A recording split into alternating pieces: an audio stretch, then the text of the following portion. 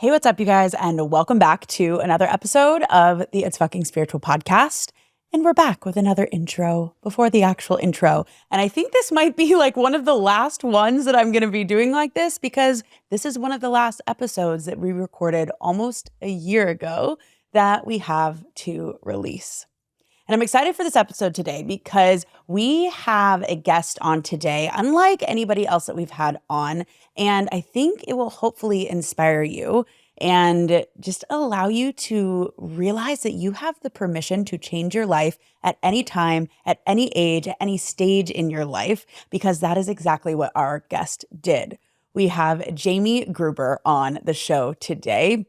And since we filmed this nearly a year ago, he has blown up on social media, documenting his life as an expat in the Dominican Republic. I've had so much fun getting to follow along on his journey, and especially since I know him. And something that I love about Jamie is that he has the biggest heart. I feel like he is just such a light in the room. He really sees people. I've actually been on his podcast as well, and we will link that in the show notes too. It was a really awesome episode.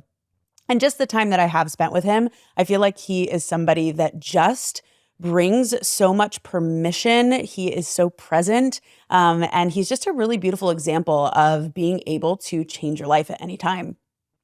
You will hear this in the intro that I did during the episode, but Jamie was, in his life, he kind of did the standard checking the boxes, climbing the corporate ladder for the first half of his life. He found himself in a corporate job, making, I think, almost $350,000, $400,000 a year. And he decided to burn it all to the ground and walked on the path of self-development, now creating his own business. He's a real estate investor. He's had incredible guests, very well-known guests on his show, including, I believe, Grant Cardone very recently. So this guy is seriously, just making waves. And I just think that his tenacity, his outlook on life is infectious, contagious, and I think it will inspire you to realize that you can change your life at any time, at any moment. And Jamie really brings a lot of beautiful principles that have helped him do exactly that in his life. So without further ado, let's get into the episode. And that was the moment where it went from, I'm there, I could leave this job, I'm 99% of the way there, to locked in 100%. And I really believe that 99% is as good as 50, is as good as 46, is as good as 31%. Like, it's just, you can move up to 99% on anything, but true action and true change doesn't take place until you make that decision at 100%. The gap between 99 and 100 is way wider than 0 to 99, in my opinion. We're back, baby, with a brand new season of the It's Fucking Spiritual podcast. Join us each week as we have unfiltered conversations about how to transform your life. Our mission is to usher in a new era of spirituality where you don't have to be all love and light to live a life of alignment. Here, we honor all of it, the profound and the profane, the magic and the messy, and all things that make you human. So let's discuss the truth behind transformation and be unapologetic in our evolution. From manifestation to money, embodiment to energy, and all taboo topics, nothing is going to be off limits. Are you ready to live a life that feels just as good as it looks? Let's get fucking spiritual. Have you ever felt like you were made for more than just checking the boxes, climbing the corporate ladder, and living for someone else's dream? I know so many of you feel that way because you reach out to me about it. And that's why I'm so excited to have someone on today who worked his way up in the corporate world to working a $350,000 a year job and decided to leave it all behind to follow his dreams, becoming an entrepreneur and creating his own life. I think that is so freaking awesome. And so we have with us today Jamie Gruber. He is the host of Tribe of Millionaires podcast. He also runs Go Abundance Emerge. Correct. And I am so excited for him to share his story about how he transformed his life and became a millionaire in 3 years in entrepreneurship. So Jamie, really cool story. Welcome to the show. Thank you. Amazing to be here. I love the whole setup, Thank the whole you. thing. It's so fun. Fucking spiritual. It's fucking spiritual. I love your energy. Yeah. This is so fun. So, okay. Tell us a little bit about your backstory. So I've done my research and and going from like a $350K a year job that's really cushy, really good, right? To like leave in you call it your midlife, become a midlife entrepreneur, right? So tell me about just like the story and what kind of created that desire in you to be able to like walk away from it all. And how did that go? It's funny. I feel like the desire was never there to be a corporate guy, but then conformity stepped in. So I always say, make the joke, when I was 15, 16 years old, I wanted to be a sportscaster. I wanted to call NFL games. So naturally at 21, 22, I became a claims adjuster, right? That's how it happens. Of course. You know? So I completely abandoned this path at some point and then found something that, you know, I had to grow up with, you know, oh, well, I can make some money on this. I'm pretty good at it. And I saw a path with it. I saw a path for me to escalate my career and make more and have all the things I like doing, travel and, you know, a nice house and all of that good stuff. So I started down that path at 21 years old. Very quickly, I got promoted. I got promoted again. And it was like, wow, hey, I'm doing really well. And by 30, I'm making six figures. And then it was like all eyes on the executive prize. Like, you know what? I can get to that level. There's equity there. There's a good bonus. It's great salary. And it's, you know, I can do that till 55, 60, 65 years old. And I'm going to be set for life. And that's it. Once I get there, that'll be the satisfaction point. But what's funny is along the way, I can remember like 25, 28, 30, 35, all these points along the way. And I ended up leaving my job. What was I? 42. So 2 years ago. I remember along the way, whenever I had a bad day, just a day that I didn't love my job for some reason, I always contemplated leaving. You know what I mean? Yep, just totally. It didn't appear anywhere else in my life. Like, in other words, if my wife pisses me off, I don't think that day that I'm going to leave her, right? Right. Like, there was just something about this job that when it was good, I was okay. I was content. I was in that nice little, what's the word? I was content. I'll just leave it there. But the moment it was just a little bit hard or just something it just rubbed me the wrong way or whatever, I was like, wouldn't it be cool if I could just leave this thing? So I think it was always there. And over time, as I got into my early 30s and I really sold out for this executive level, like that's where I'm going to go. And I put my head down and I said, I'm going to do anything it takes to get to that level. I thought that whatever this feeling of dissatisfaction was the fact that I was misplaced. I should be there and I'm not. And I'm seeing all these other people get promoted to that level and I'm not. But once I get there, that'll fill this void I feel in me, was what I thought. So I get it. I moved from, at this point, Boston to Michigan. I got my dream job, or what I thought was my dream job, at the executive level.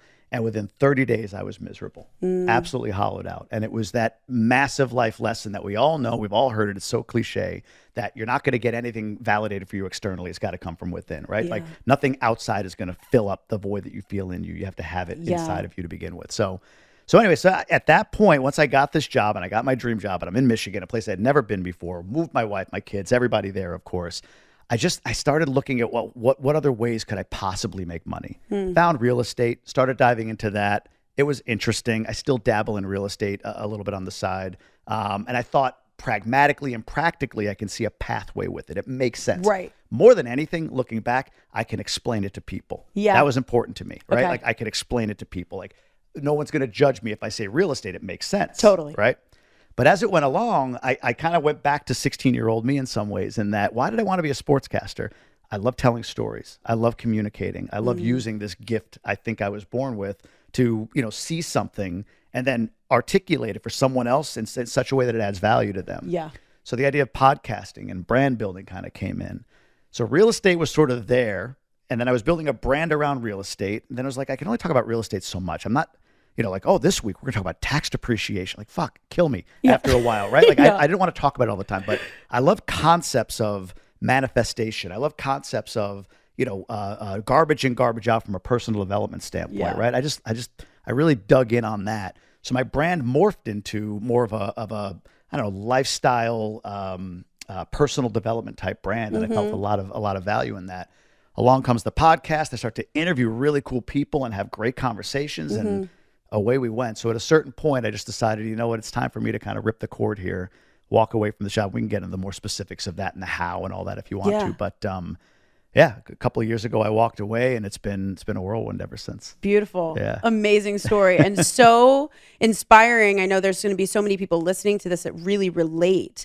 And I think it's kind of ingrained in us in society of like, we're told from such a young age, well, if you just go to college and you get good grades and you get a good job and you work climb the corporate ladder, you get married, you do the things, you check the boxes, right? Then you will be happy. Then you will be successful. And I found that in my own life too, of like, I checked the things off and I, got the things I wanted on my vision board. And then I almost had this drop of like realizing it wasn't the key. Sure. It wasn't the ticket. So what would you say, I heard you mention like, I'll be happy when, like when this happens. So what would you tell your younger self or someone listening to this that might be in that mindset right now? Well, once I have the executive job, like it'll be better. Or once I have, what would you tell them? And what would you tell yourself at that point of like the actual truth of what you know now? So I love this question. I love this question because I love this question because I hate the question. And let me explain it. Okay. I know what you're asking. Like somebody's listening right now and they're saying, okay, that makes sense to me, man. Like, yeah, I've done this job for the last 10, 15, 20 years and I make a good buck. And now I got this mortgage and kids and all these complexities in life. Like, oh God, if I could tell myself at 22 what I know now, the differences, the changes I would make. Yeah. One, I don't believe in regret. I think 100%. Our paths are our paths and it was what it was. I think the advice I would give anybody that's in a situation where they are feeling stuck, and especially if they're in a situation where they're feeling stuck and lamenting the fact that they only wish they could tell their 22-year-old self or 25-year-old self what they know now, is to go the other way. So a major revelation in my life, a major point of clarity came. In fact, when I decided to quit my job, it was one of maybe 2 or 3 key moments in a single day, to be honest with you, that popped up. And it was like, I can't do that. I can't go back and tell my 22-year-old self anything. It's not physically possible, at least not in this era. Maybe in 100 years, there'll be a machine that can do that. But what I do know, and the only one that knows this person is me, is that I can project forward to 90-year-old me, right? I can go to that guy. Only I know him. Only I know what he says, what he would feel, what he would think. Like if he walked into the room, no one else has a relationship with that person other than me. Yeah. So when I go to that guy and I say, man, if I could only tell myself at 22 before I had the mortgage and the kids and all this stuff, I could only tell myself that, because now life's so complex. When I touched in or tapped into 90-year-old me, he's saying to me like, dude, you're 42 years old. You're young, you're vital, your kids are healthy, you're in your prime earning years. I'm 90. Like, I'm just kind of waiting it out here till the end of my life. Like, that's complex. That's complicated, right? Yeah. So when you I would say tap into the wisdom of future you, because when you really connect with that person, sit down, close your eyes, go woo, like you said, right? If you need to. Be practical about the woo. Sit down and meditate about it. Just imagine meeting that person. What would they say to you? Yeah. My 90-year-old self wouldn't say, listen, man, I know that you have bigger ambitions in life. I know that you want more from this life, but trust me, on the end of it, what's more important is that you grind it out and be unhappy just to make that buck. Yeah. And then later you can maybe party. Maybe you can have some fun later. He would never say that to me. He'd say, hey, we get one spin.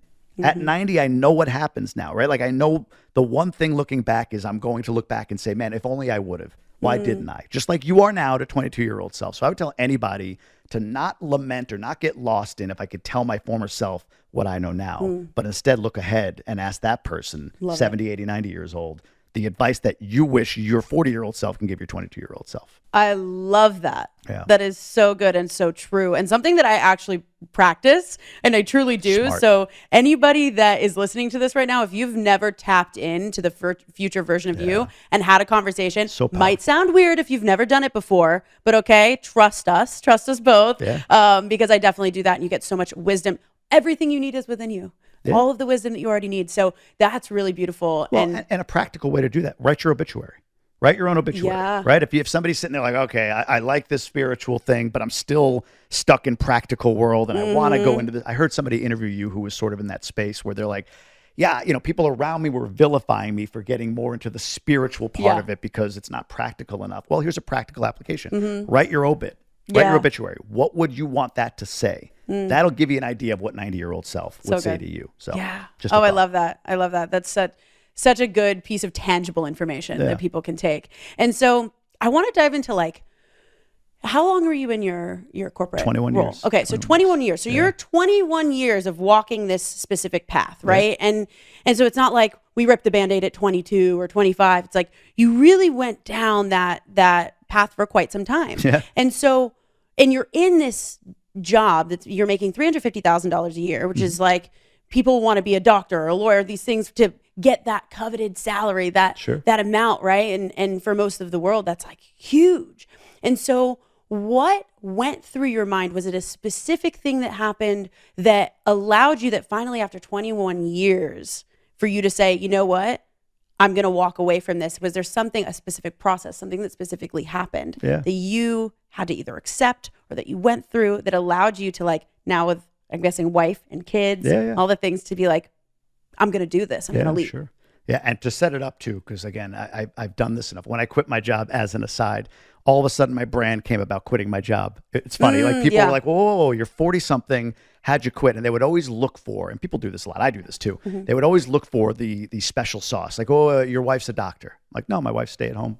She's not. Oh, she has health benefits. No, I had to get my own health benefits. You're like, somebody's looking for that angle, right? The loophole. Like, what did you have so that I could justify for me why I can't, right? But I didn't have any of that. Wife doesn't work, still doesn't work. 2 kids at home. They're 8 and 5. We're about to be 8 and 5 and all of that stuff. It's funny. The process that I use now was born out of a mistaken process, meaning it popped up on its own. So when I started to go down this path of, okay, I want this different life, the first thing I did was create a vision for myself. And that vision, in the most succinct way I could put it, it was to spend 3 months a year at least with my family in any destination we choose. Right? That was the core of what I wanted. I just pictured a life where the world is our playground in some ways. So one of the things we did, this was in COVID, I still had my job, was you didn't have to be in the office at this point. So I told my boss, like, hey, I'm going to go to Florida for a month. My family wants to kind of go down there for a month. And that was a big thing for me, because I had never, most people don't go anywhere for more than a week. 2 weeks is a big thing, right? Like we spent 2 weeks in Mexico or whatever. Right. But we were going for a month. We rented this beautiful condo on the beach and we spent the month there. But the way in which we got there, my wife and kids comfortably flew. And then I filled up a minivan with toys and dogs and everything else. And I drove for 3 days from Michigan to Florida. And along the way, I say this all the time, I think it's so important. Along the way, I got kind of connected to myself a little bit again. So day one, it's podcast, it's phone calls. I have my earbuds in, call a friend, whatever. But after like 7-8 hours of that, it's kind of boring. Like only so many things I can listen to, and there's only so many people on my phone that I can call, right? So now it's me in the road. I mean, my dogs are in the backseat, but that's not a great conversation piece. It's me in the road, and my brain just starts really dissecting everything. Like that alone time allowed everything, all the clutter and the noise and everything, to kind of wash away and really think about the practicality of it. Like, all right, well, what do I make right now with my budget, my growing business? It wasn't a lot, but it was something.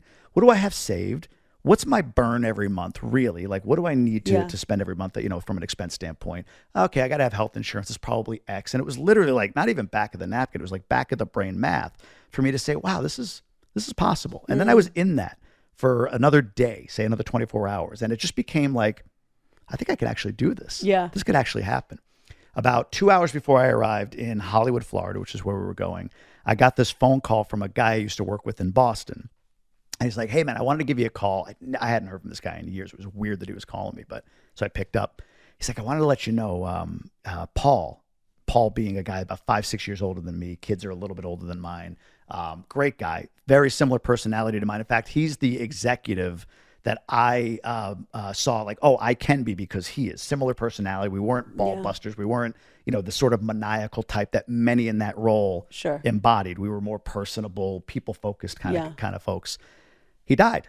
He walked into the hospital on a Friday with some chest pain. He's a healthy guy, vital, he goes hiking and all that stuff. Walks into the hospital with chest pain, never came out. Wow. And I saw him in my eyes, literally in the rearview mirror, like for a second. I saw him and I could feel him. This gets me a little choked up. I thought about the whole scenario. I really got in depth with it. It's like, okay, think about this, right? He goes home Friday. Maybe he's feeling a little off, Who knows what Saturday and Sunday were? Like, kids have something going on. They were going to go shopping. They had plans for the next week, vacation in 3 weeks, whatever. Comes home and he says to his wife, Matt, babe, something's off here. Okay. We'll take you to the hospital. Let's go get it checked out. Maybe it's some stress or indigestion or whatever. Goes in, she's sitting in the waiting room, planning the weekend, whatever, on her phone. I don't know if any of this is real, but this is what my brain did. And imagine that moment when she's like, all right, once he comes out, we'll get him home, relax, and we'll do these things. Ma'am, I'm sorry, your husband just died. Gone. A whole new world on the other side of that. And that was the moment where it went from, I'm there, I could leave this job. I'm 99% of the way there, to locked in 100%. And I really believe that 99% is as good as 50, is as good as 46, is as good as 31%.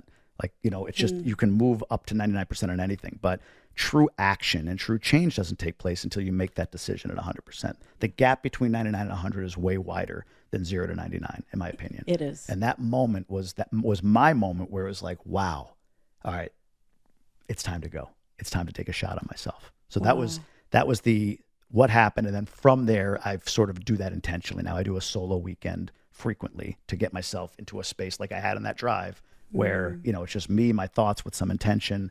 And it's amazing what comes out of those weekends, how much clarity you get on where you should be going next. Yeah. Wow. I have like full body chills as you're speaking that story. And it's so incredible how when we have that random phone call that seems to be from out of nowhere, like there's no such thing as coincidences, and how you were able to take that as the lesson and really go there and apply it to yourself. And those listening to this on the podcast, like I lost my father suddenly when I was 16 years old. And so I truly believe that that's what got me into this work at such a young age, because I realized the fragility of life and how it can be so here one minute and gone the next. And so it's such a gift to be able to learn that at any point that we do. And those of you listening to this right now that really resonate with Jamie's story, it's like really hear what he's saying, because the gap between the 99 and the 100 is huge, and the power of making that commitment and that decision. And I fully agree with you with that. It's huge. And so you decide, I want us to go a little further into the story now. So you have this like aha moment. You've made the decision. Now what? Yeah, it's funny. Made the decision, had some conversations with key people. I'm a big fan of community. I think you have the right people around you. So I remember getting to Florida. I got there ahead of my wife and kids. So I had like a day to myself once I got there. Talked to a few people that, now that I had made this decision, and they were like, yeah, man, I don't know what's taking you so long to get to this point, right? Like, it's funny. It's the whole, you have a bad breakup or something, and somebody goes like, yeah, we never other people saw that see it before right? you. Yeah, of course. They're like, right. Yeah, exactly. We're waiting for you. Yeah. So I just resolved in that month to take that month, and while we were there, and just be. Yeah. And then when I was coming back, we actually, right on the back of it, I had an event, a GoBundance event in Tahoe. So it was like literally the month in Florida. I would drive home, hop a flight from Detroit to Sacramento or San Francisco or whatever. I can't remember where. Do that event. And when I come back, I'm going to quit. And that was the plan. That's what I ended up executing. But it's funny how so when I left, here's the numbers, right? So in my mind, for some reason, my expenses were $4,000 a month. And when I say that, that's like, these are my expenses in my mind. It was mortgage, cell phone, Wi-Fi, like cable or Wi-Fi, electric and heat, insurance, and car. $4,000 a month. Actually, it was like 3,200, but I'm rounding up in my brain because I was like, I'm sure I'm forgetting something. Not food, not health insurance. I didn't count any of that shit, right? Yeah. For some reason, I could live on $4,000 a month, because I think in my mind, looking back, it was like, if I've got a cell connection and a Wi-Fi connection, I can communicate what I am and what I do, and I can earn money off of that, right? Like I can add value enough to earn money. So that was essential for me. So my mind is $4,000. And then I'm looking at like, what do I take in passively, or what could I, if I kind of like move things around, like I could get close to that in passive income a month. I had about 120,000 saved up, right? So I'm like, all right, well, that gives me, even if I double that expense line, that gives me over a year's worth of time if I made no money whatsoever. That was the thought before hearing about my friend's death and then making the decision to quit. The next day, after I make the decision to quit, I get a call from the guy who was running GoBundance at the time. He's like, hey, man, would you I explained. I said, yeah, I'm going to walk away. He goes, wow, all right. Hey, we've got like all these people that want to be members that I honestly, I don't know how to get to them. Like they've applied and they don't, would you listen, it's 10 grand to join or 15, depending on the level. If you get these guys to join, I'll give you a 10%. So 1,000 or 1,500 per. Amazing. I'm like, yeah, that's cool. All right. So give me the list. So while I'm in Florida, he gives me this list. I have my job, but I'm like, fuck off at this point. Yeah. So I start making calls to these guys and I'm having these really cool conversations. They weren't sales calls. I would just meet interesting people. Yeah. And 17 of them joined. So in that month, I made 20 grand. Yeah. Just like that. Out of something that I had no anticipation of. Like my mind wasn't going like, oh, I could do this. It was, all right, I can build my business, which I had emerged at the time. I could build that. I've got some real estate kind of securing me. And then, yeah, I have a belief in myself that I'm going to do something. Yeah. And then that popped up. Right after that, when I went to Tahoe a month later, right when I got back, a friend of mine, Ingo Abundance, who is a big time real estate syndicator. So he does a whole bunch of stuff in the real estate space. He's like, man, I've never seen a guy connect with people like you do. I could use that energy. Like, would you want to partner with me on what I'm doing? And bam, that was a $130,000 income stream in that first year afterward, Wow. right? So it's amazing how once I cleared, it's sort of, have you ever heard of the vacuum prosperity law? No, but tell me. Bob Proctor made this famous. Okay. So the idea, the concept is this, and I'll ask you, if you were to go through your closet right now and clear out all of the clothes you don't wear, which maybe you've done this, but let's just make the assumption that you've got a lot of stuff you probably don't wear. And you literally have, like, you could picture it, like 4 random things hanging in there and then a couple of drawers with, socks, underwear, or whatever, right? So you clear it out because you're getting rid of all the stuff. What's your closet going to look like in a year? Will it look the same or will it be full again? For me personally, Yeah. probably have a little bit of extra stuff in there. And I see where you're going with this, but continue. Well, the point is that you can't have, like, for most of us, for me, it would probably be full again. And it would be with items and clothing that represent who I am, my personality, that express me a little bit better than what it was before. But until you clear out what's there, you can't have what comes in, right? So if you want prosperity, you have to create a vacuum. If you wanted new chairs where these chairs are, these chairs have to be removed first, right? Yeah. It's the same thing with your job, with anything, right? Like when you have built something and you're moving towards something, you have something to run toward as opposed to just running away from a bad job. Yeah. You have something to run toward. At a certain point, you're going to have to create a vacuum for prosperity to come in. So that's the law. It's not a theory. It's a law of vacuum prosperity. It essentially is saying when I removed the job or made the decision to put it out into the universe, made a spiritual decision to leave. March 13th, I'm leaving my job. I'm quitting my job at least. And that moment, 2 opportunities came along that I didn't anticipate or foresee. But that stuff gets delivered to you when you create that vacuum. So the vacuum has to be there. You have to create the void in order for prosperity to enter into your life. And that was a big lesson for me. And it's funny because even now, a couple of years later, it's like, I was 21 years at a job, but the pace of change and the pace of growth accelerates when you're out of the corporate world. At least I found 100%. Right? It accelerates. Like you continually like double up in quantum leaps. So now it's like, well, I know where I need to go next, I think, but am I confident enough to create the vacuum again? Right? To do the same thing and kind of test what happened before. Like, was that a one-off but I truly believe when I finally make this decision or a decision to get really clear on where I'm going and clear out whatever is in my ways to create the vacuum for prosperity, that I'll see the same cycle repeat itself. I love it. Yeah. And that concept I'm very familiar with, but I had never heard it called the vacuum prosperity law. So I love that. And as you're speaking, I'm almost like formulating kind of a step-by-step process for people that are listening to this. It's like, what is it that you need to do? Decide what it is that you want, make the decision, clear out what is in the way of, and then trusting and belief and surrender. Right. And so I love that you're bringing all of this up and in the way that you're bringing it up, because it's really cool to hear someone that was in your shoes who did have all the things based on societal standards, right?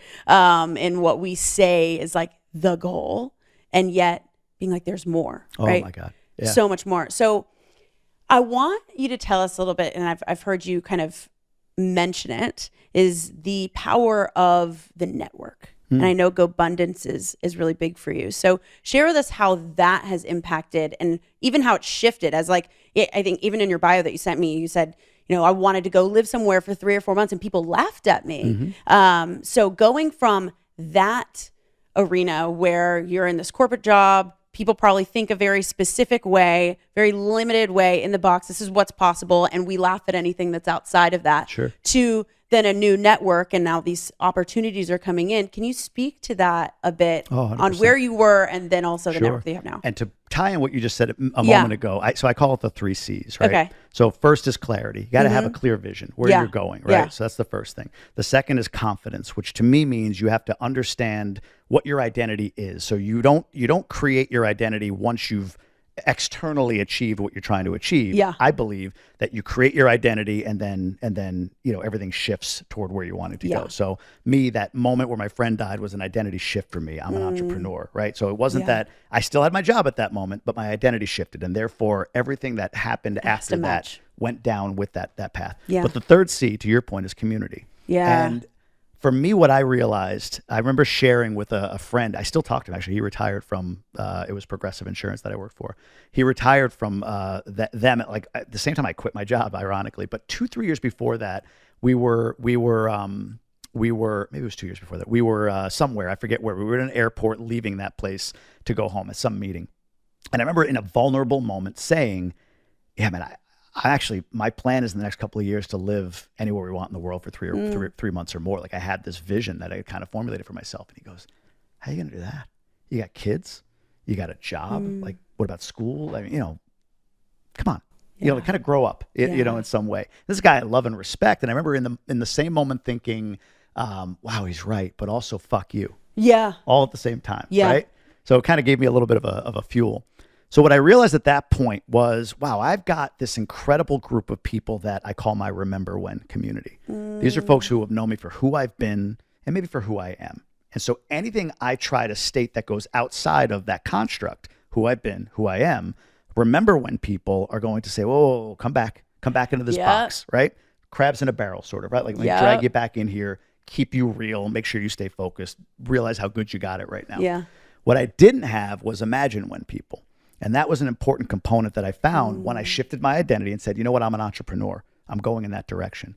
So let me go find entrepreneurs. So when you share with a group of men, so GoBundance is sort of it was a men's and a women's, I'm in the men's division, a mastermind group that's focused on, they're entrepreneurs who want to be the best version of themselves across multiple pillars: health, relationships, wealth, adventure, everything.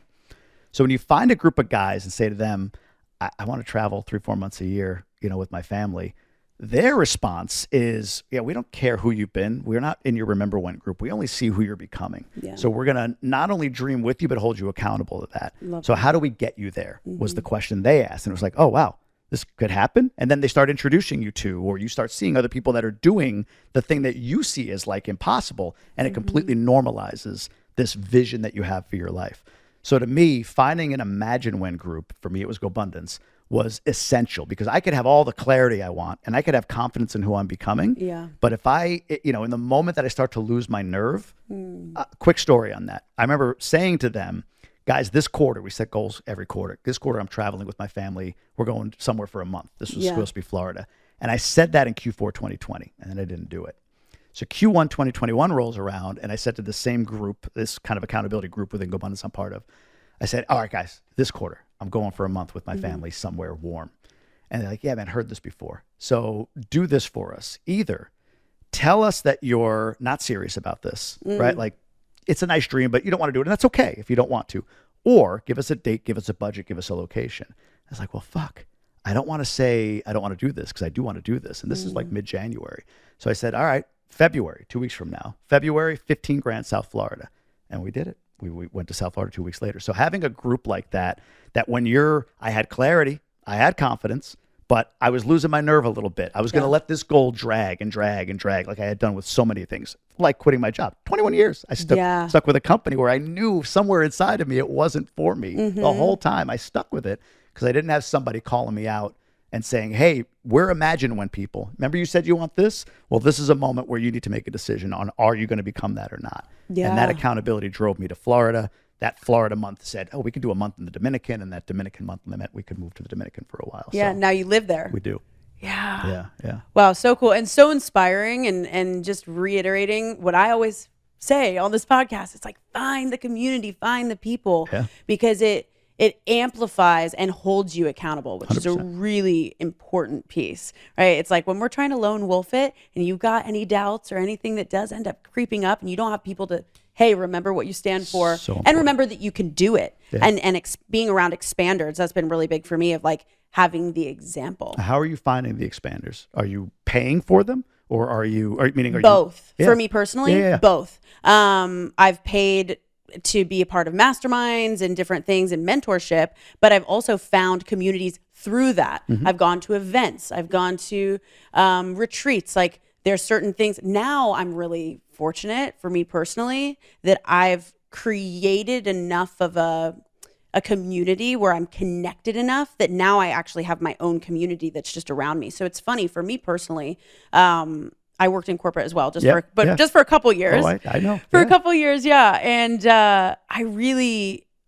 I had all of the remember when people around me, and I was the lone wolf at the time of like waking up to this work and changing, and I had people doubt me and say, you know, don't do that. What are you doing? All of those things. And now in my life, it's a non-negotiable that people are imagine when people. So it's my reality is entirely flipped, and I don't know if you've experienced that as well. Like, everyone in my life does this work, is into this work, holds me accountable, and I really don't have any space for anything else. Because like I cleared that out. But to your point of what you said earlier of like the vacuum law, so I cleared out what wasn't serving me, and I decided I'm going to be alone for a while. Yeah. And that's okay. 5 years, right? Yeah. For you. It was like, there was 3 months where I was completely alone, and I joined my first entrepreneur group, and this was 5 years ago. Got it. And it's funny. Like I'm like, we're switching now. I'm telling you my story, but yeah, it's like, it's a fun conversation because it was 3 months of, I had just party friends at the time. At this time I was 23 years old. Like, so it's funny. Different avenues, but I fully relate. Yeah. And joined my first entrepreneur group. And that's when I met my first friend who was a Forbes 30 under 30. And that was the first expander. And that was free when I had joined that. And then I, eventually started joining paid different. I just think that's an important thing. Because again, my audience tends to be people that are embedded W-2, right? People that are 35, 40, 30 years old, whatever, and saying, I'm in this thing, I'm in this system that I was told by my dad and mom I'm supposed to be in. So I'm a good boy or good girl because I'm doing what they said I should do. Something feels weird. I'm listening to this Rachel lady because she's got a spirituality angle, but also the fucking part. Like, ooh, that feels a little seriously. It does, it right? Is it's edgy. Like that's the point. It's playing to something. In me. So I always have this conversation, and I think people look at it like, oh, you're selling. I'm like, I'm not selling shit. All I'm saying is to a W-2 person, you are doing what the 99% do when you have a job, right? When I looked at, when I was in my job, when I looked at entrepreneurs and what the 1% do, they invest heavily in themselves.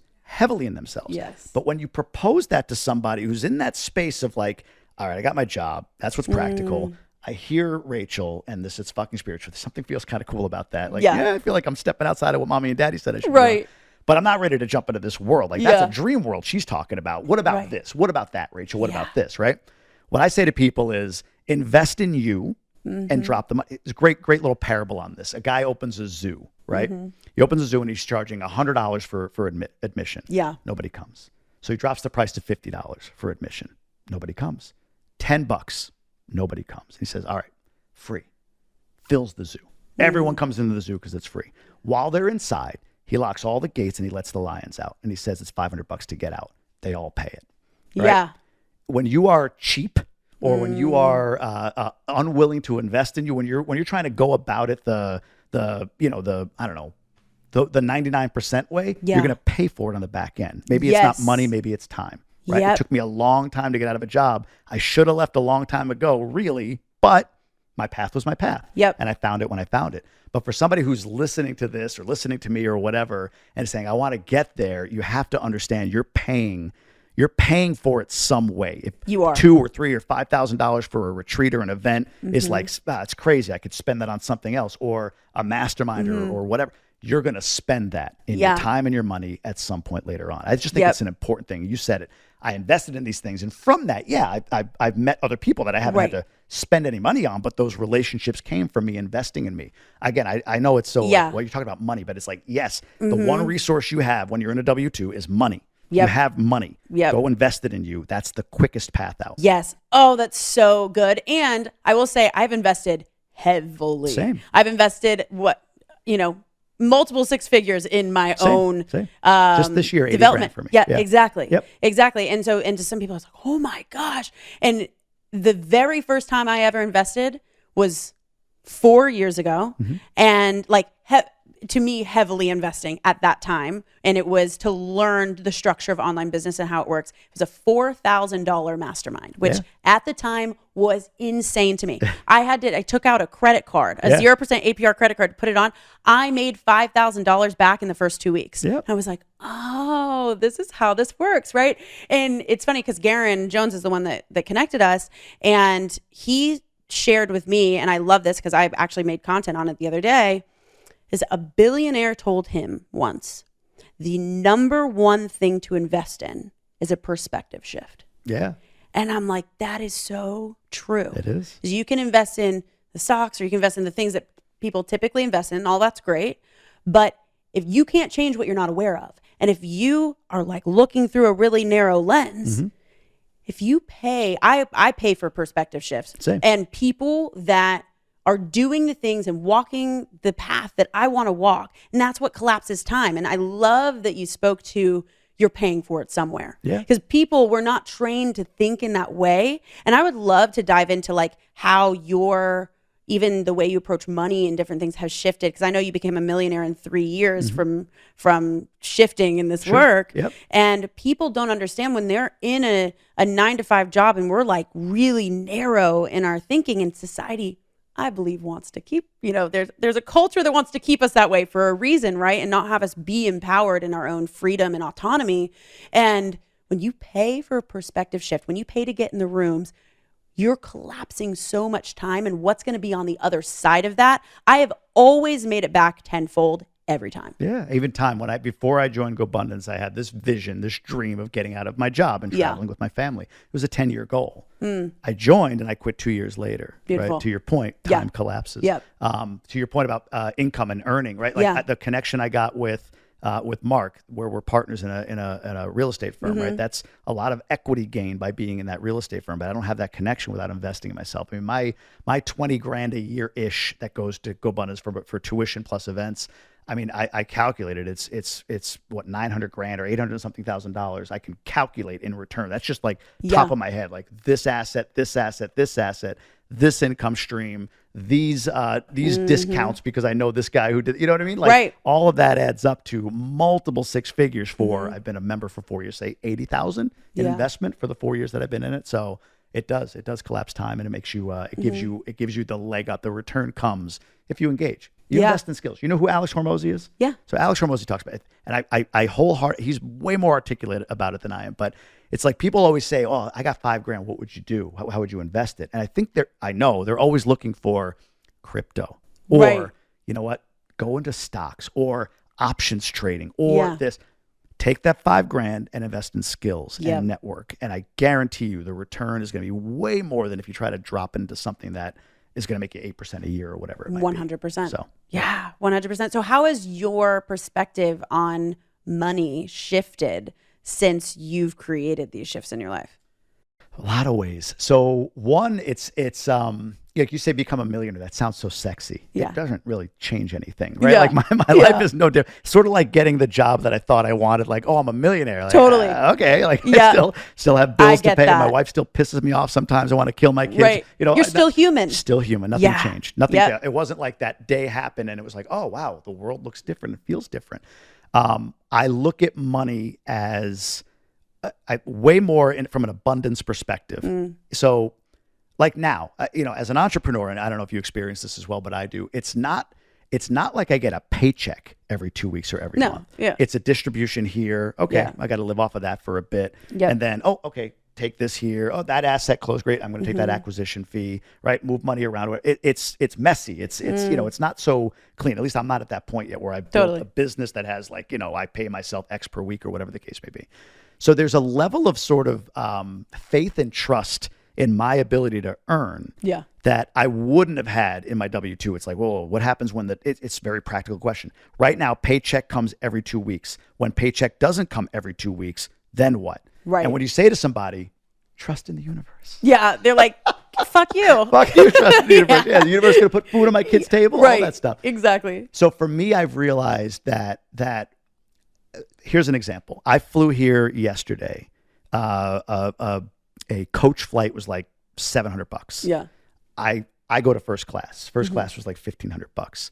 And for a lot of people, it's like, all right, you just like wasted $800 or why would you spend all that money? It's like, you know what, when I do that, I place myself in a first class mindset. I place myself in a spot where this is my life. This is how I live. And this might get a little off the chain, but I'll try to explain. This was just last night. So last night we're delayed. We were delayed till 2 a.m. Miami time coming here from the Dominican to Miami, the Miami here. And we arrived here at like 5:30 this morning. While sitting in the airport, you know, we start talking to people, and there's this couple next to me that's actually, they're a couple of bus drivers here. They drive for the public system. And they were making comments about, you know, I don't know who can afford a house anymore unless you make six figures. And it was like a major perspective shift for me. And then somebody else was talking about how expensive this is, how expensive that is. And somebody else was looking at the cost of milk. They were like, oh my God, milk's up to $6 a gallon. And I'm thinking like, God, am I like disconnected from all, like what's going on with me? Like, why is none of this resonating with me right now? And it's not like, oh, it's because I'm so rich and so plentiful with money. Money's just everywhere for me. Yeah. That's not what it is. What I realized, I guess, was when I was talking to these folks last night, they asked, what do you do? And for the first time ever, I said what my identity is. Like, I always lead with like, oh, I'm a real estate investor and I have a podcast. And this, because real estate investor, again, sounds practical. Right. But I love my podcast. That's what I love doing. That's what I love being. Right. So when they asked this, I consciously said, I'm a podcaster. Right. So I said that to them. I'm a podcaster. How'd that feel? Great. Yeah. But weird. So they're looking at me. They're like, what's the name of your podcast? I'm like, oh, it's Tribe of Millionaires. And then just kind of left it there. And I'm just kind of sitting there like, what do I say? Am I saying the right thing here? Right. So they're kind of looking like, okay. And you live in the Dominican Republic? Like, I live in the DR. Yeah, okay. Then we board. Yeah. I'm zone 1. I'm sitting in seat 2C.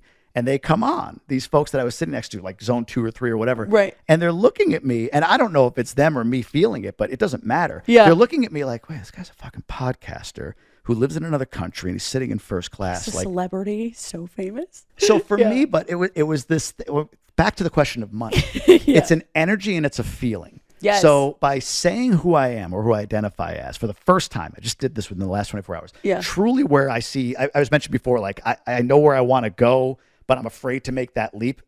All in on the podcast is where I'm afraid to go, because then I might have to give up on real estate investor title, and I might have to give up on some other things that I do. Yeah. But that's the identity I want. That's the identity I feel like I have and I'm shifting into. So saying that to them and then having them like look at me with the look they gave, whatever they're feeling, I don't know. But for me inside, I felt a sense of importance for me, not with them, but for me. And then sitting in first class as they walk by and they're like, oh, hey, like the look on their face. Yep.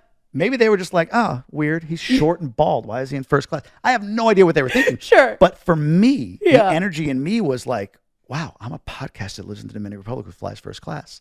Love it. That's what money is. Does that make sense? It makes so much sense to me. I don't know if it does. A big leap there, maybe. It makes a big sense to me, because I fully understand that. And I call myself a podcaster. When people ask, I'm a podcaster. That's what I'm known for. Yep. Yes, I'm a coach. I have courses. I have retreats. People come. That's how I make money. And I'm a podcaster. And same thing when I say the name and I just shut up. It's really funny to watch for me when people, because I'm like, they're like, what's the name? It's fucking spiritual. And I like always get like one of two reactions, like, oh my God, I love that. Or people are like, like really like weirded out, like they don't know if they like it or hate it, and it like makes them feel kind of weird. And I'm like, that was kind of the point. Right. And it's so funny, but it's a frequency, and you owned it, and it's different. Right. And anything that's different in the world is sometimes misunderstood, and either people are really inspired by it, people are really threatened by it, maybe some spectrum of in between of the two. And I feel like, let me know if you resonate with this too, but I'm here to like be a disruptor and to do things differently. Correct. And so I kind of love that. Love that about it. It makes people think in a different way, right? And think outside the box. And so we get to be walking examples of that. Right. When somebody's worried about the cost of milk, right? That's a different frequency. And it doesn't, so I'm trying to put like a bow on this story. You get it. I know you do. Oh yeah. But the point I was trying to make with all of that is exactly that. It's like when I claim my identity. So the way I look at money is a way for me to invest in who I'm becoming. And that just continually sort of cycles more money. Yeah. Versus like, okay, I gotta hold on to, you know what? Here, I'll give you this example. This guy gave this great example. He's coming to my podcast, former NFL guy.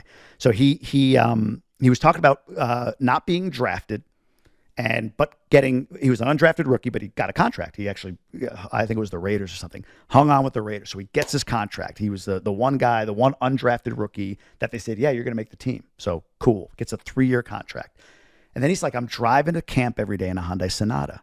Like other guys are going way over the top. Like they're, $3 million cars. That's stupid. He goes, but there are guys showing up in nice BMWs, nice Cadillacs. And he made this point. I so believe in it.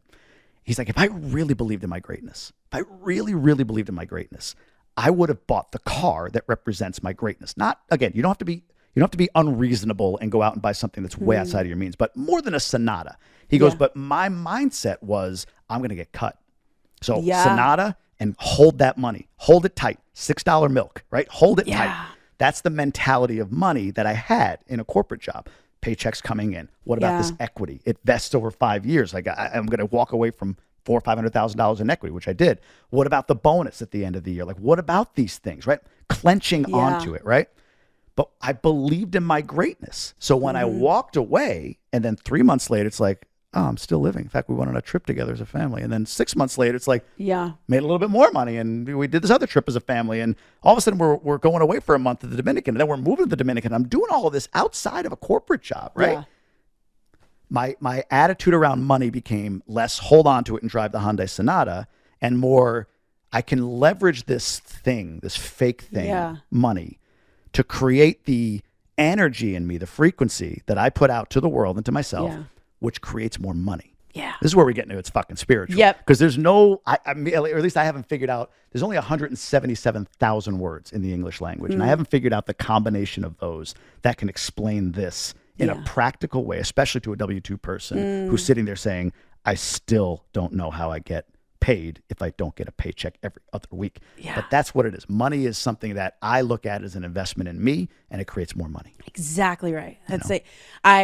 What I'm hearing you say is invest in who you're becoming, and it becomes who you are. You know what? There you go. You strung them together. That's perfect. Yes. Right. And then it keeps going like this. Yeah. And each time, and it's like, I'm not ever done. Like I've invested heavily and at one specific level, and then I recalibrate to that level, right? And then that becomes the new normal. And then I invested again into the next level, and then in this new network that I have, and now all of a sudden, now I'm shooting up again, and then it recalibrates, and then that becomes a new normal. And it's just a constant becoming. Yeah. And I feel for me personally, it's like that's become practiced now. Yes. Right. Yeah. And it's like a muscle too of like the faith, the belief, the certainty, the confidence, the act of putting yourself outside of your comfort zone and then recalibrating to that being the new normal, and that you're safe there and that you've got you. And it's like, all of a sudden, like those listening to this that are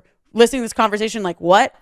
Right. Like, but how start where your feet are. Do the next best thing. Invest in your mindset like you're doing even on this free podcast right now. What's like the one level above that? And then that expands your mindset a little more. 100%. And then that brings new opportunities. And then the greater capacity in which you do it, for me personally, and I feel like you probably agree, is like it comes in greater quantities, the greater the leap that you take, the greater the uncomfortable lesson that you put yourself into, that you learn and you recalibrate to. And then it just becomes this exponential growth that ends up happening faster and faster. It's hard to, like, so your father, from what I understand, was very sort of rigid, came from nothing. And when he had some success, you were expected to have a certain role. Sit there, look pretty, be nice, be kind, be the good girl at the table.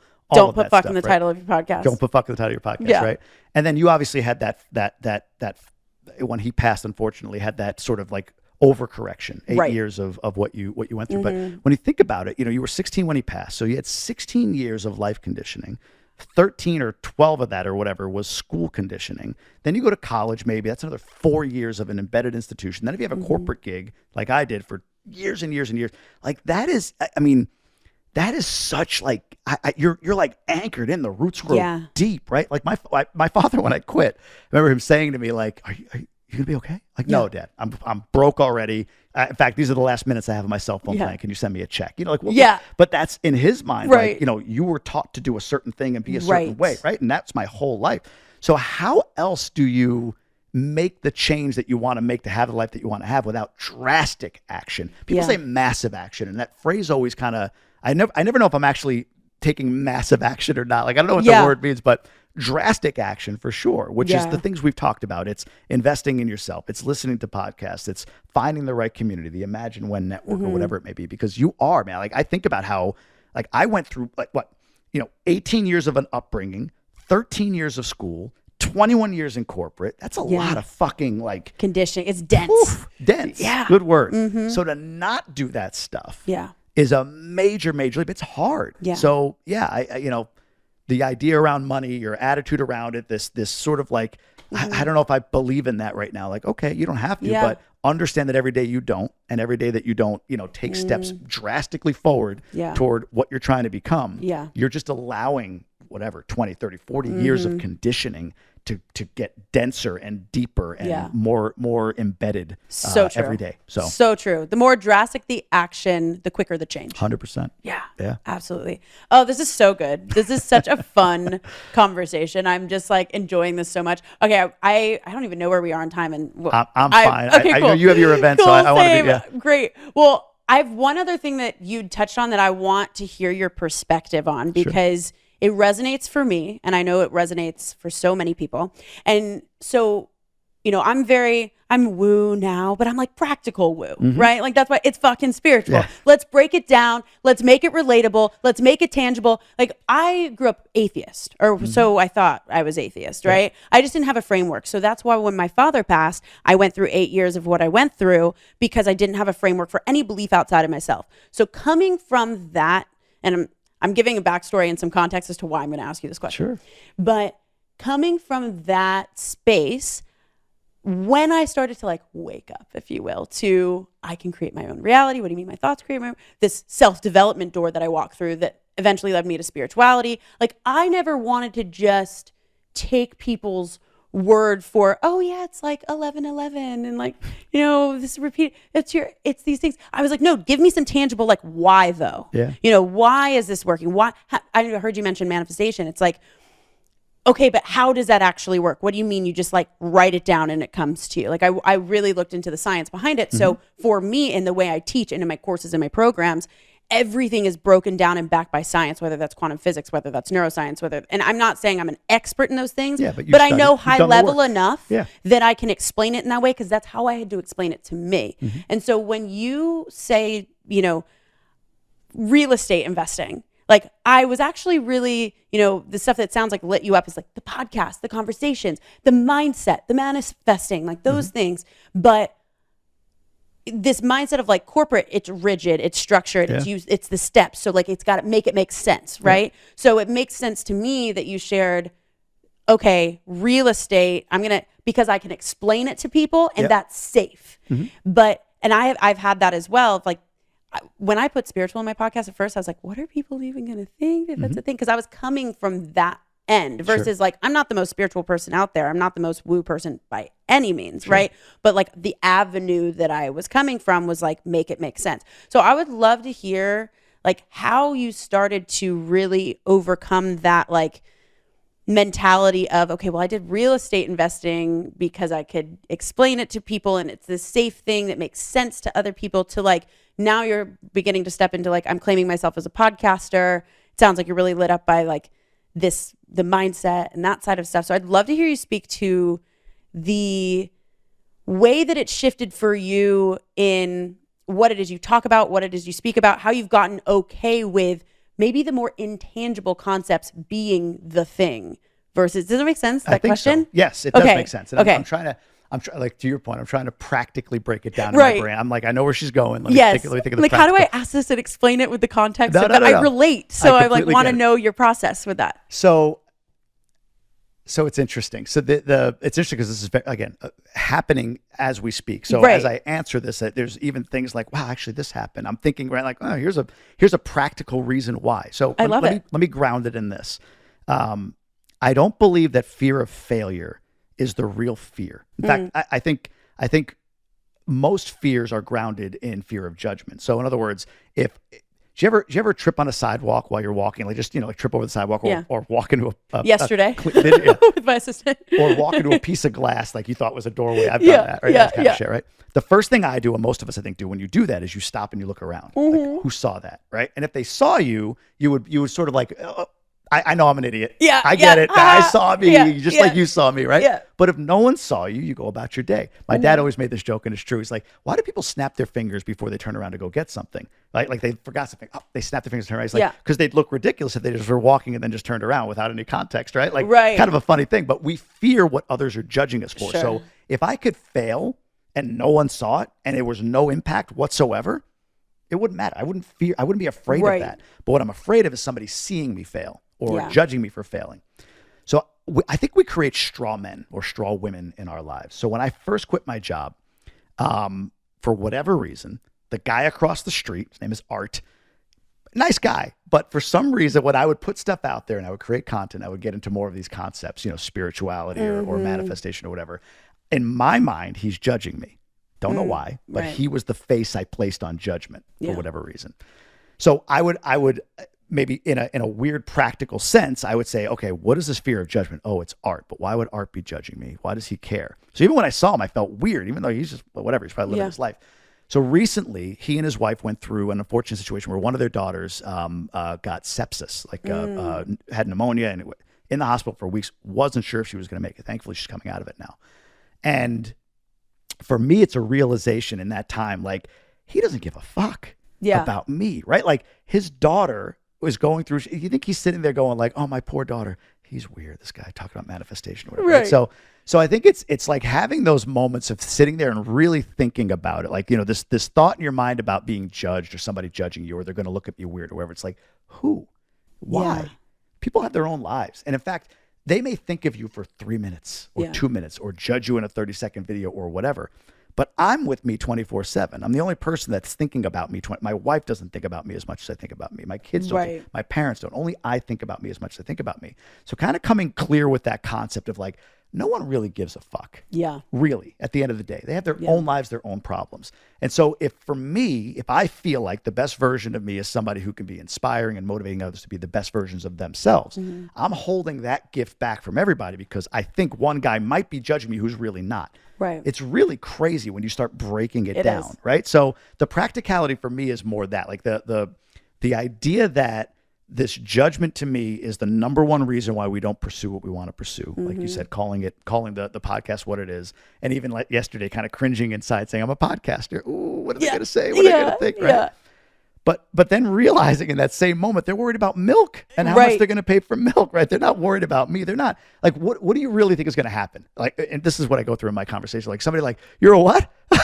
So stupid. Guys, hey, he just said he's a podcaster. Come here. Look at the idiot. Yeah. Like that's what some reason you picture is going to happen in your brain. Totally. But it never does. Never. So I think it's letting go of this like cartoonish caricature, this clownish vision of what other people are judging you for, and realizing that they're going like, huh, okay, and they're moving on with their lives if they don't resonate. But there are people out there that, man, like you have them here, right? I heard a lady, again, I forget who interviewed you, and she was like, I can't believe I even got you on my podcast. I mean, you resonate with her. Her life has changed because of you. And so for me to hold back from being who I should be authentically and showing up in this weird world of social media because of fear of somebody else who doesn't really give a shit about me or what I'm doing, it blocks me from taking care of those that do care and that do need and that do want to hear my message or do resonate with what I'm talking about. So I think it's that. It's like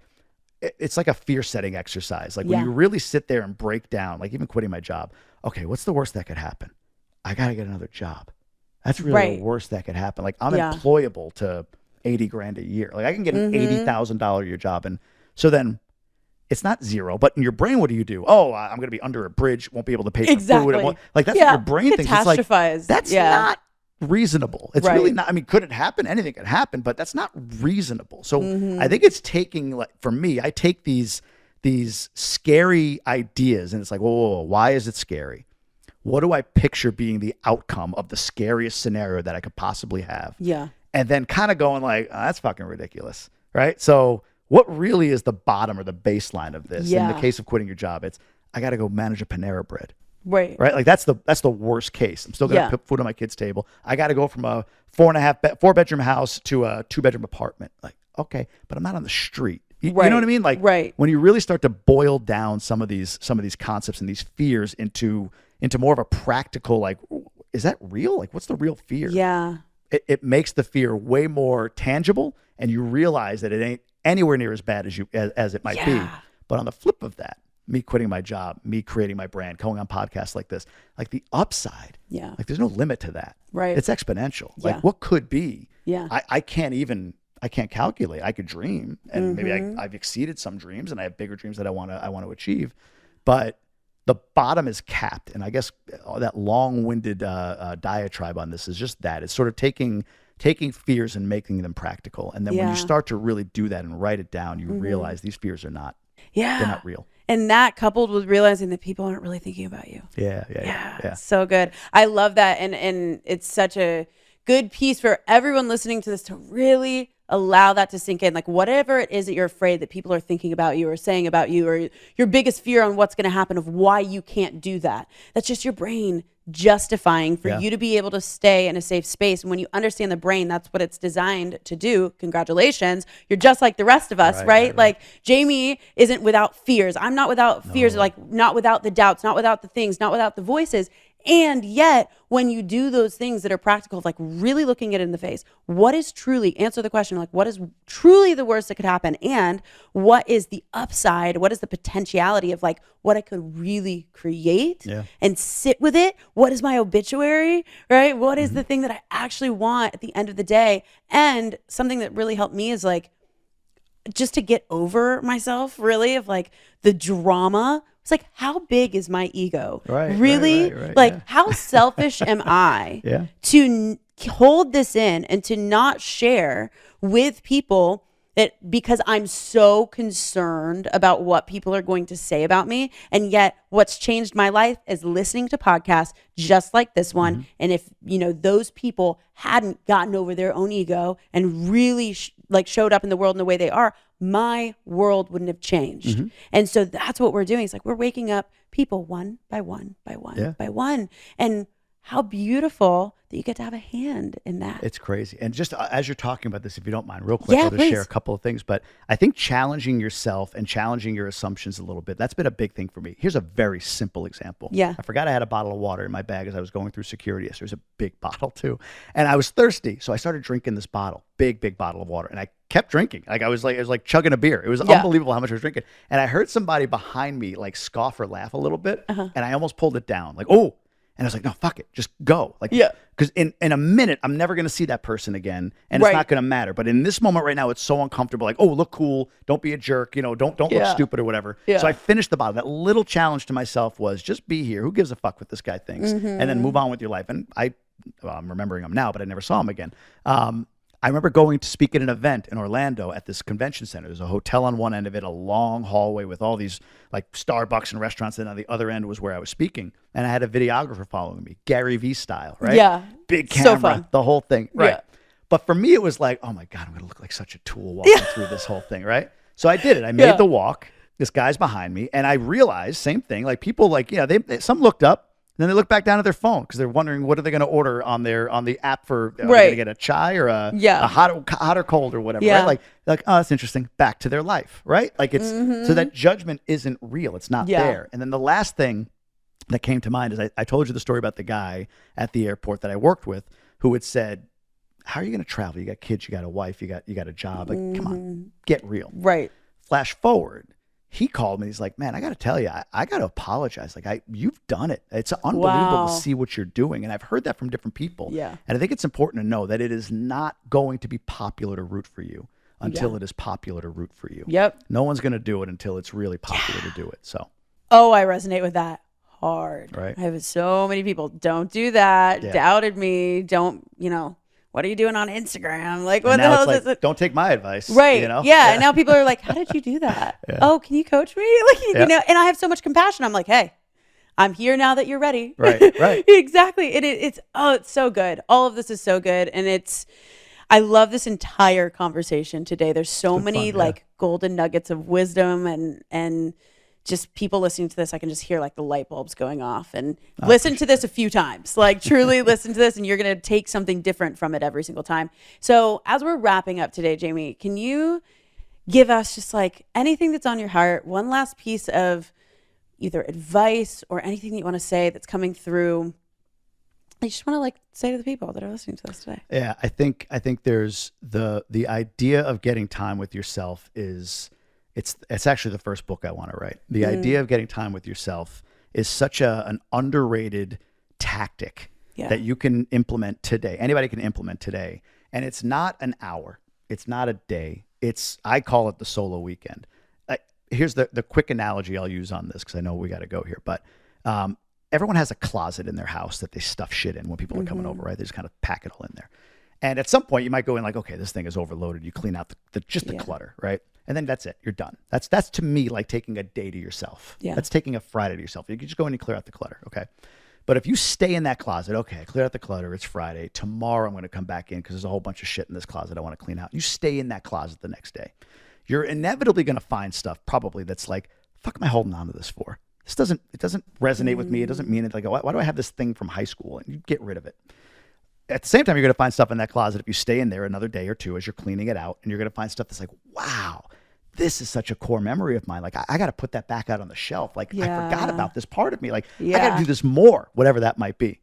That's the idea to me of going away solo for a weekend for yourself. Like Friday is like clutter. Like when I do a solo weekend on Friday, it's like, oh shit, I forgot to tell somebody I'm not going to be around this weekend. Let me email them. Crap, I forgot to return that text. Like Friday's a mess. Even though I've intended to spend this day solo, inevitably these little distractions pop up and you have to get through them. But when I stay in there on Saturday and on Sunday and I get uncomfortable and I got to dig deeper into my mind, inevitably I find things in my brain or things in my psyche that are, why am I holding on to this? This doesn't represent me anymore. Let me get rid of this. Let me write this out and just kind of let it go. Or, fuck, this is me. This is the part of me that I want to feature prominently on the shelf of my life, if you will. That's part of me, right? So I think the one advice I tend to keep giving, especially for people who are saying, where do I start? It's like, you know what?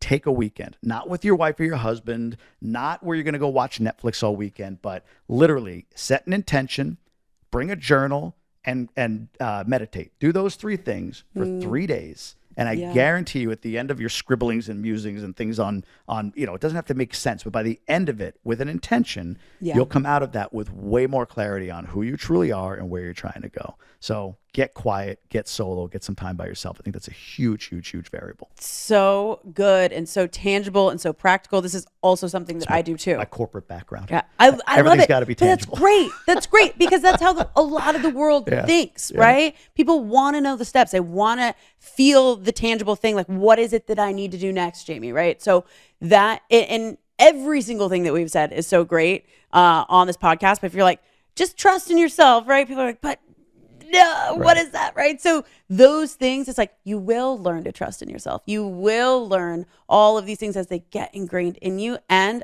great place to start is the solo weekend, and I would do that too. So I fully endorse that message. I love it. Well, thank you so much, Jamie, for coming on the podcast today, for sharing your wisdom. Oh, my pleasure. Thank you for showing up with who you be in the world, because we need more people that are doing the things. Thank you. And I see you and I acknowledge you, and it's an honor to know you and be connected now. Wow, so it's received. Thank you. Yeah, Appreciate you're so welcome. Well, thank you so much again for coming on the show. And all of you guys listening to this, if you loved the episode, we're going to put all of your things in the show notes. Actually, let me ask you, where can we find you?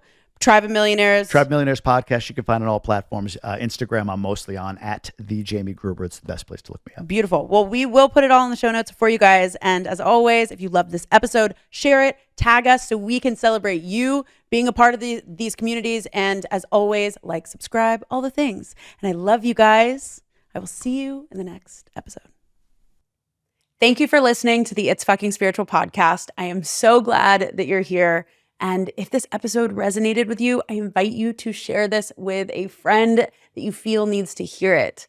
And if you are really feeling the love and support for this show, this podcast thrives off of your listens and your reviews. So I would love if you could leave us an honest review. We would love to hear your feedback, your thoughts, your questions, and it helps us get this podcast in the hands of more people and would mean so much to me to receive your support.